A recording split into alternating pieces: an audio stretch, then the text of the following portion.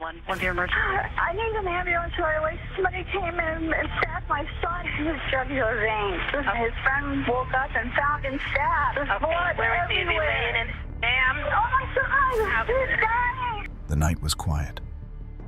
But inside James Berry's home, something unimaginable was about to shatter that silence forever.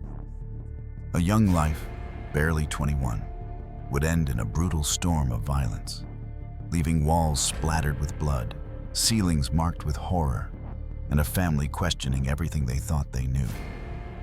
How could an attack so violent happen without anyone hearing a sound? Who could commit such a crime? And more chillingly, was the killer someone hiding in plain sight? It's immediately apparent that something heinous happened here. Today, we will uncover a story of betrayal, heartbreak, and a deadly secret that would haunt a family forever.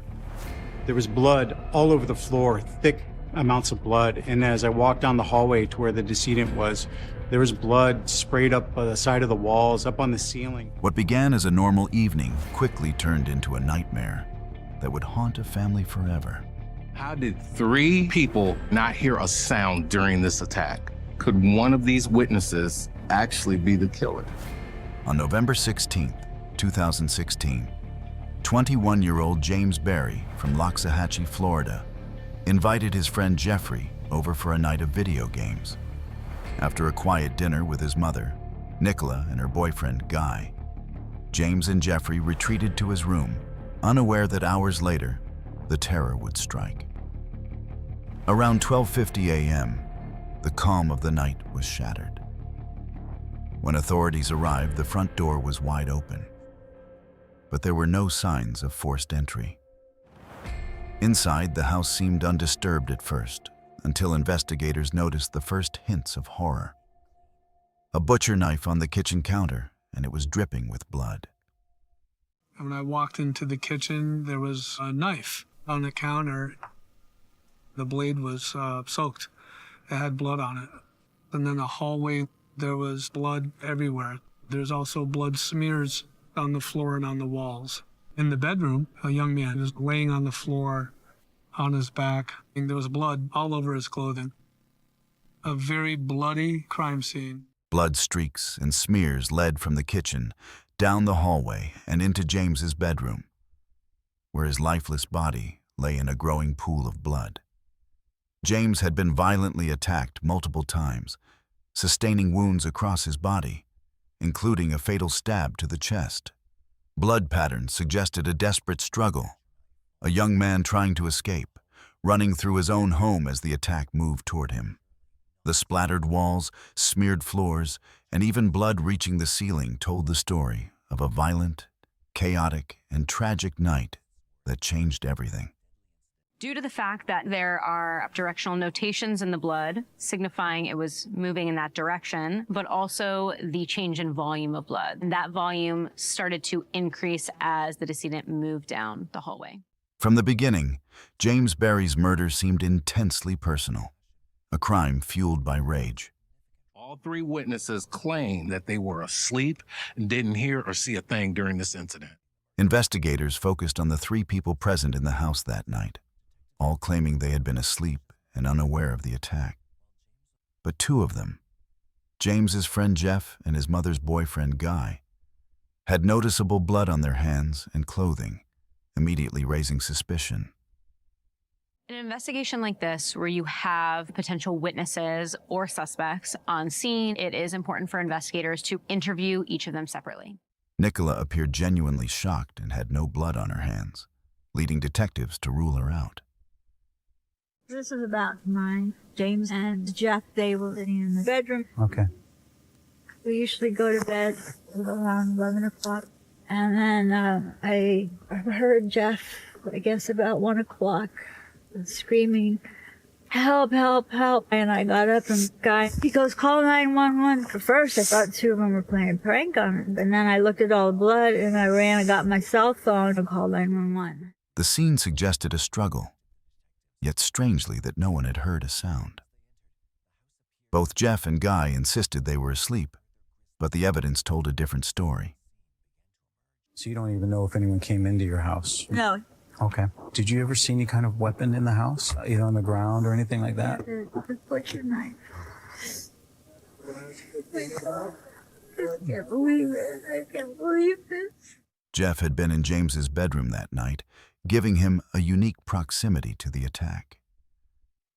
He had woken briefly to a tense conversation with James, but had gone back to sleep, only to awaken later to the horrific scene.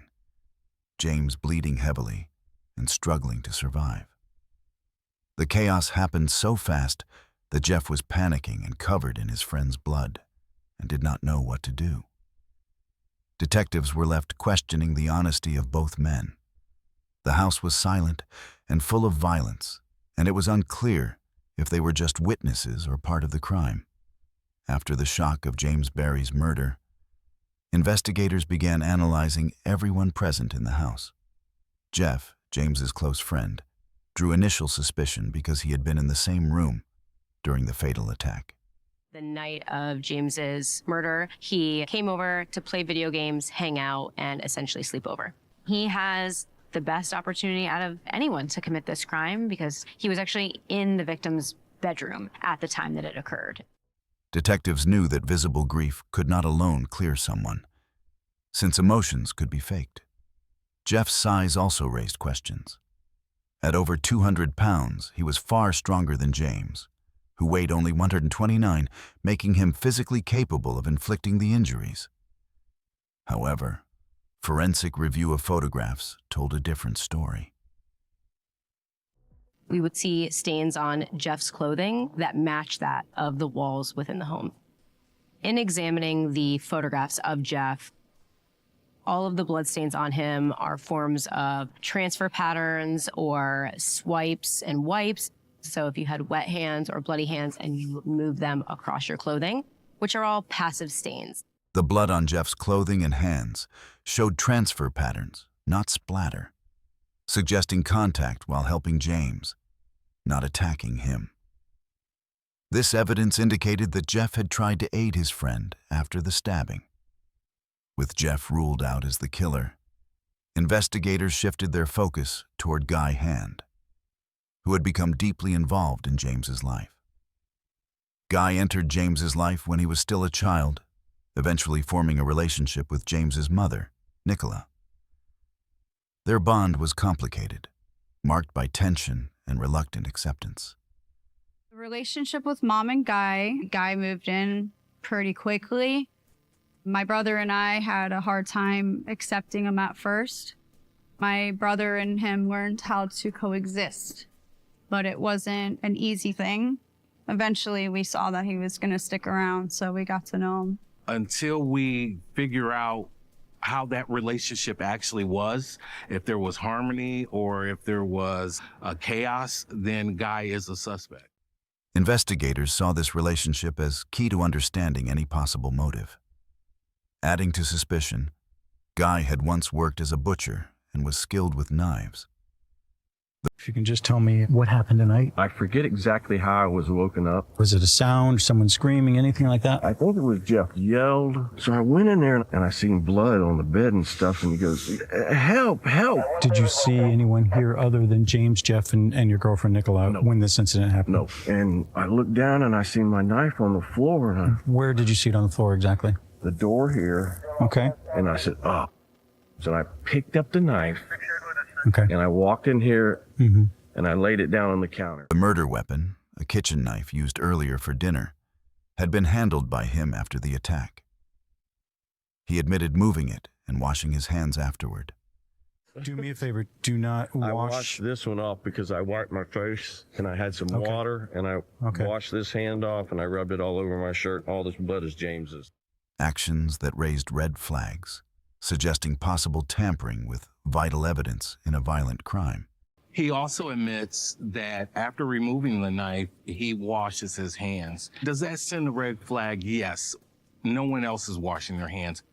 From the time he picked up the knife to the time he washed his hands, Guy is literally tampering with evidence. I know most men 58 are in a profession making a living for themselves. You have a 21-year-old living at home with mom. The detectives then focused on reconstructing the crime scene and analyzing the wounds James had suffered. The first stab to his abdomen was deep and forceful, suggesting that it was delivered with full intent and strength. Subsequent wounds included a severe cut to the upper chest, which likely occurred as James attempted to bend or move after the initial strike. Wounds to his hands and back indicated defensive actions, showing that James had tried to protect himself and flee while being attacked. Blood patterns throughout the kitchen, hallway, and bedroom revealed the movements of both the victim and the attacker. Some stains were on walls and even the ceiling, suggesting the knife had been swung with force and precision, requiring a particular height and position to create such patterns. We also have a linear cast-off pattern on the ceiling, as well as the partial wall above James's bedroom door. In order to create a pattern like that, a suspect would have had to have been able to freely swing that knife above their head. Someone with significant height would not be able to freely swing their arm up over their head to create a pattern like that. Based on not only the bloodstain patterns, but also the wounds, we can establish a relative height of our suspect. Analysis of these patterns indicated that the attacker was likely shorter than James, effectively ruling out both Jeff and Guy as the assailant based on their physical stature. Further forensic examination revealed that the knife did not retain fingerprints or DNA due to its textured handle, leaving no direct evidence linking anyone to the murder through the weapon itself. The autopsy report confirmed that James had suffered 7 stab wounds in total, with 4 on his left side and 3 on his hands, representing defensive injuries. These findings helped explain why no one in the house had heard him scream. That's a defensive wound. You're trying to fight off your attacker, and in the process, you get struck. The stab wounds in his back indicate that he was trying to run and flee for his life. The severe wound to his chest would have filled his lungs and mouth with blood, preventing any sound and making the attack silent to those sleeping nearby. This crucial detail validated the statements of the family members that they had not heard anything unusual, eliminating suspicion of foul play from those inside the home. With family members ruled out, investigators faced the chilling reality of an unknown intruder, slipping into James's home unnoticed. Forensic evidence, blood patterns, and defensive wounds revealed a brutal, calculated attack carried out with precision in the dead of night. Detectives believe the killer had both opportunity and knowledge of the house. The random, violent intrusion shattered the family's sense of safety, leaving them to confront an unimaginable tragedy. The case highlighted the importance of meticulous investigation, attention to physical evidence, and careful consideration of relationships within the household. Each step of the analysis, from examining blood transfer patterns on clothing to interpreting the angles and depth of wounds, helped eliminate potential suspects while emphasizing the mystery surrounding the true perpetrator. By clearing the family members, investigators were confronted if it wasn't anyone in the house. Then who had the opportunity to enter undetected and carry out such a precise attack?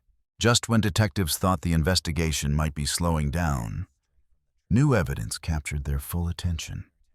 While examining the house thoroughly, they discovered a cell phone with a pink cover sitting on the edge of a patio table near the back door. The phone did not belong to anyone living in the house, and it was soon confirmed that it belonged to James's girlfriend, Melanie M.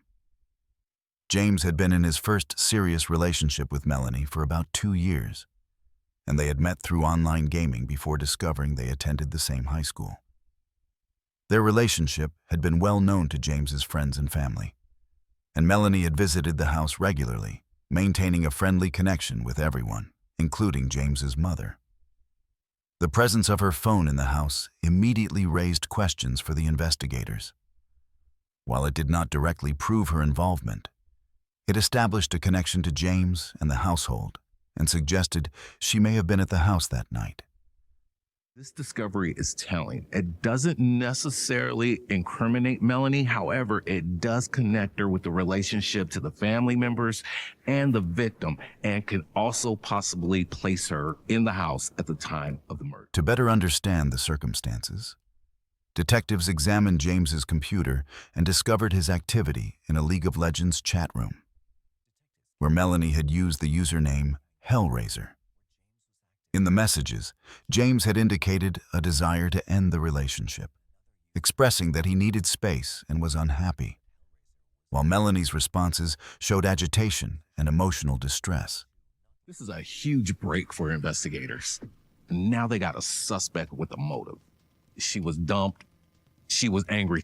This was humiliating. This was embarrassing. You hurt me. This provided the investigators with a potential motive, as tension, heartbreak, and anger could have played a role in the night's events. Further investigation revealed that Melanie had a history of volatile behavior. Just for the record, Melanie's not here. When you're eating dinner tonight, it was you, Nicola, James, and Jeff. She's not here because those two do not get along because of the fish aquarium. Okay. Jeff described incidents that hinted at her jealousy and aggression, including a prior confrontation that had led to property damage and intimidation. I haven't seen her in over like 2 years. Okay. We ended on very bad terms. I used to live with him in his old house. Okay. And after about 6 months of living with him, I moved out because I was at work and I got a call from Nicola, James's mom. I had a $3,000 saltwater aquarium set up. Mm-hmm. She poured a gallon of bleach in my tank and killed all my fish. And then she openly admitted to it. And I moved out that day because she threatened to bash my car. When detectives attempted to locate Melanie at her home in Acreage, Florida, her parents reported that she had returned home briefly in the early hours, but left again almost immediately, driving away in a white Toyota. Sometime after 1 a.m., Melanie returned home banging on the door and yelling to be let in. By the time her parents got to the door to open it, she had peeled out of the driveway in the white Toyota and left. This unusual behavior aligned with the timing of James's murder, raising suspicion that she may have been near the house during the critical moments. Detectives quickly reviewed neighborhood CCTV footage and discovered the white Toyota speeding away around the time of the attack, confirming her presence in the area. We have her cell phone, which was recovered at the crime scene. We have video footage of her leaving the crime scene at the time the 911 call was made. The evidence is piling up against Melanie, but what detectives don't have is physical hard proof. It would be difficult to obtain that proof without locating Melanie first. Although Melanie's cell phone had been recovered at the scene, investigators had no direct physical evidence linking her to the stabbing. Urgency grew as the team worked to trace her location, and further investigation revealed that Melanie had traveled nearly 1,000 miles to Maryland, arriving at a cousin's residence shortly after the estimated time of the murder. With the cell phone, chat messages, surveillance footage, and timeline of her movements, detectives began to build a compelling picture of Melanie's potential involvement. But the absence of hard physical evidence meant that locating her remained critical to advancing the case. Detectives now faced a chilling question. Had Melanie acted alone, or was someone else involved in a plan far more sinister than anyone could imagine? The Search Ends Palm Beach County detectives worked with Maryland authorities to locate Melanie M. and ensure her safety while gathering evidence. A welfare check confirmed she was still at the residence, though her behavior hinted she knew the seriousness of the situation. Do you have any questions for us, Melanie? I'm just wondering, when should I go in for the questioning? Oh, I don't know anything about that. Yeah, we haven't been told anything. Like I said, they just wanted us to talk to you about, make sure physically and emotionally you were fine. Do you have any other questions for us? What's going on, Melanie? I don't know, I'm just scared. What are you scared about? Okay. At the same time, investigators seized the white Toyota she had driven on the night of James' murder. Luminol testing revealed hidden blood traces on the driver's handle, door panel, and gear shift. DNA analysis confirmed the blood belonged to James Berry, directly linking Melanie to the crime. To move forward legally, a Palm Beach detective traveled to Maryland to meet with her. In the interview, Melanie admitted visiting James that night, confessing that a heated argument escalated into violence. Why would you need an attorney? You know the status of James, right? I just checked the news. I didn't know. Okay. Until now. You love James. I know you do. I know you love James, and he loved you. It's just he was trying to express that you're just trying to move on. Do you remember what he said? No, I didn't. That's why I'm here. He said for months that he didn't actually love me and he led me on. That hurt. It hurts. It hurt. He said he wanted to speak in person. Okay. So we went over there. So you admit that you went over there, you got upset, and you stabbed him. Is that correct? That's pretty much the She stabbed him multiple times, discarded the knife, and later provided the shirt she had worn. Forensic testing confirmed both her DNA and James, sealing the case against her. Just like where you made a motion with a knife toward him. I don't really remember, but it didn't last too long because he ran away. I didn't mean to. I let him run off. I thought he would be okay. I'm just confirming you got the knife out of the drawer. Yeah. What happened with the knife after? Just threw it away and ran out the door because he started running. And I was scared. Do you remember what you were wearing? Yes. Long sleeve shirt. You still have it? Yes. Well, let's get the shirt. Where is it? After investigators uncovered compelling evidence, Melanie was extradited to Florida to face second-degree murder charges. Her recorded confession and forensic proof tied her directly to the crime, ensuring the case drew intense public attention. But the trial was anything but straightforward. The first trial ended quickly in a mistrial after the jury split between second-degree murder and manslaughter. Months later, in early 2019, a second trial began. The defense argued that Melanie was in a fragile mental state when she confessed and that she hadn't fully understood her rights. They even tried to shift suspicion onto Guy Hand, pointing to his handling of the knife after the attack. He sees it on the ground. The most important fact you're going to hear in this case is Guy Hand picks up the murder weapon, which is covered in blood and probably his DNA as well, and carries it into the kitchen. And is about to wash it off in the sink when too many police arrive, and he leaves it next to the sink. Get an answer from Guy Hand why he picked up the murder weapon, why he was hiding evidence. Will you hear any evidence as to why? He didn't want people to step on it? But these claims fell apart under scrutiny, especially against the overwhelming forensic evidence. The prosecution built a strong case with tangible proof. Melanie's blood-stained shirt and James's DNA on it.